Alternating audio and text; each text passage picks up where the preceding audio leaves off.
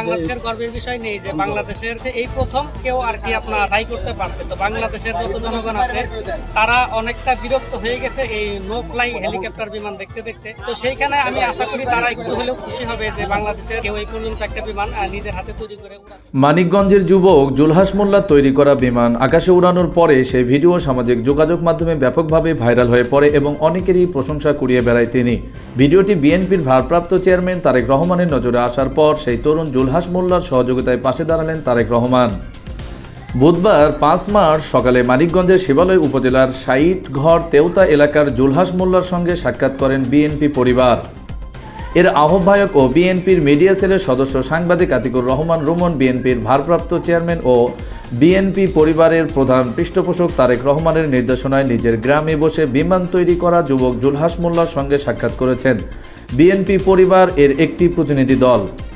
বিজ্ঞপ্তিতে বলা হয়, বিশ্ব দেখল হার না মানা এক যুবকের দৃঢ় সংকল্প, বাংলার আকাশে লিখে দিল সে আকাশের জয়ের গল্প, এই উড়ে চলা তার স্বপ্ন জয়ের পর্ব।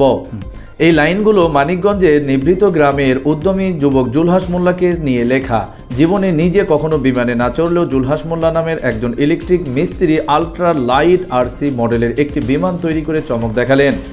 সাংবাদিক আতিকুর রহমান রুমন বলেন, বিএনপির ভারপ্রাপ্ত চেয়ারম্যান তারেক রহমানের নির্দেশে মানিকগঞ্জে তথা দেশের প্রতিভাবান সন্তান জুলহাস মোল্লার কাছে আমরা এসেছি। তিনি বলেন, জুলহাস মোল্লাকে দেশের ভেতরে যে কোনো একটি ফ্লাইটের টিকিট করে প্লেনে চড়িয়ে উৎসাহ প্রদান করা হবে এবং আজকে তারেক রহমানের পক্ষ থেকে আমরা তাকে কিছু আর্থিক সহযোগিতাও করিয়েছি। রোমন জানান, বিএনপির ভারপ্রাপ্ত চেয়ারম্যান বলেছেন, আগামীতে রাষ্ট্র পরিচালনার সুযোগ পেলে জুলহাস মোল্লার ওই কাজে সরকারি প্রণোদনা এবং সহায়তা দেওয়ার বিষয়ে যথাযথ পদক্ষেপ গ্রহণে পাশে থাকবে বিএনপি।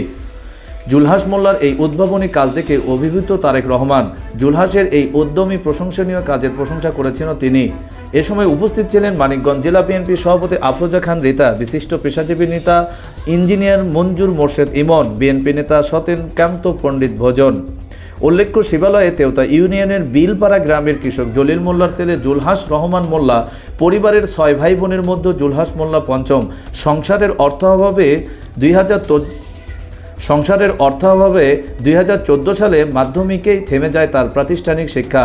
বর্তমানে জুলহাস মোল্লা ঢাকার ইলেকট্রিক মিস্ত্রির কাজের পাশাপাশি 4 বছরের চেষ্টায় নিজেই আলট্রা লাইট আরসি বিমান তৈরি করে আলোচনায় এসেছেন।